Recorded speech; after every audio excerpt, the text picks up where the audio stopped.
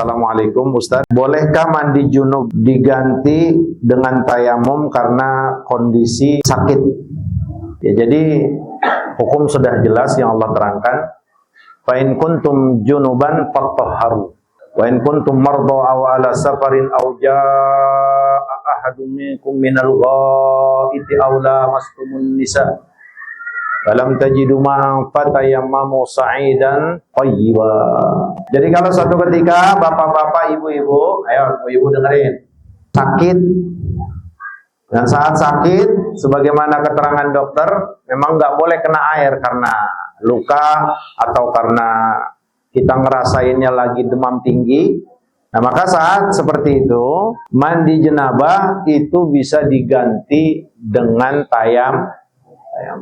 Cukup nggak usah mandi, tayamum aja udah. Kan kadang-kadang ada bapak-bapak lagi sakit masih pengen aja. Ya hukum kayak gitu. Kalau kita lagi ya jenabah, ya lagi sakit, tahu-tahu pengen. Ya terus bagaimana? Lah ini mandi nggak bakal kuat, pakai air hangat nggak kuat juga. Ya udah tayamum. Nah, bagaimana cara tayamum? Ya cara tayamum yang pertama niatnya, aku tayamum untuk ngangkat jenabah. Niatin aja begitu. Atau ngangkat hadas besar. Terus praktek tayamumnya bagaimana? Sama dengan tayamum kita wudu. Tayamum ngangkat hadas ke tayamum saat kita ingin sholat. Taruh tanah. Banyak, jangan pakai banyak-banyak. Halusin aja dulu. Tep nih, contohnya nih. Saat tangan kita ini di tanah yang bukan kelang, tapi tanah yang sudah jadi debu. Aku tayamum untuk ngangkat hadas besar. 3 kali giniin biar nggak terlalu ceremot. Besar. Kelar, langsung kemari. Ada 3 cara yang ulama-ulama sebutkan. Itu cara pertama tadi. Darbatan liturbi mashan lil wajhi wa mashan lil yadaini ila rasad. Cara yang pertama, 1 kali ngambil tanah digunakan untuk ngusap muka dan 2 tangan sampai pergelang. Ini cara yang paling gampang. Yang kedua, sama niat. Oke. Ambil lagi tanah. Dan 2 kali ngambil tanah, 1 tanah ke muka, 1 tanah ke rasad.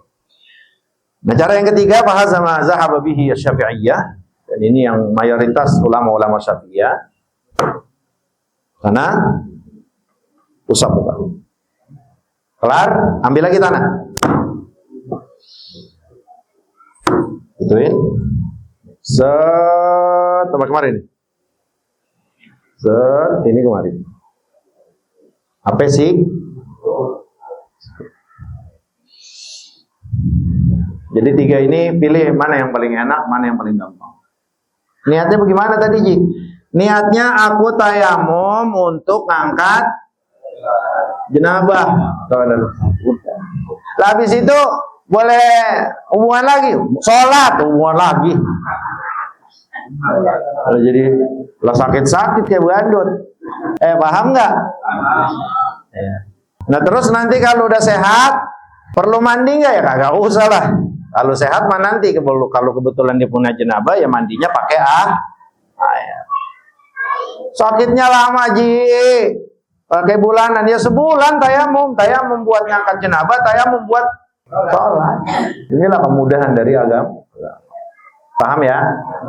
Jadi kalau kapan kita sakit, terus jenabah atau sakit, kita nggak bisa tersentuh dengan air, sementara kita harus sholat, maka gantinya air itu tayamum.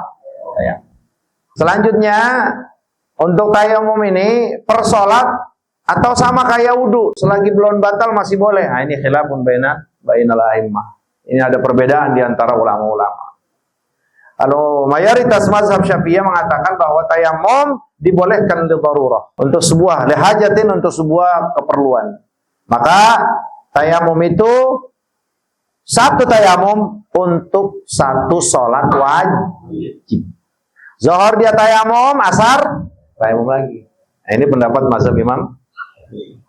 Tapi juga di sana mayoritas, kebanyakan ulama-ulama juga mengatakan bahwa ya tayamum pengganti dari wudu. Selagi tidak ada yang membatalkan, maka tayamum itu ya sama seperti wudu.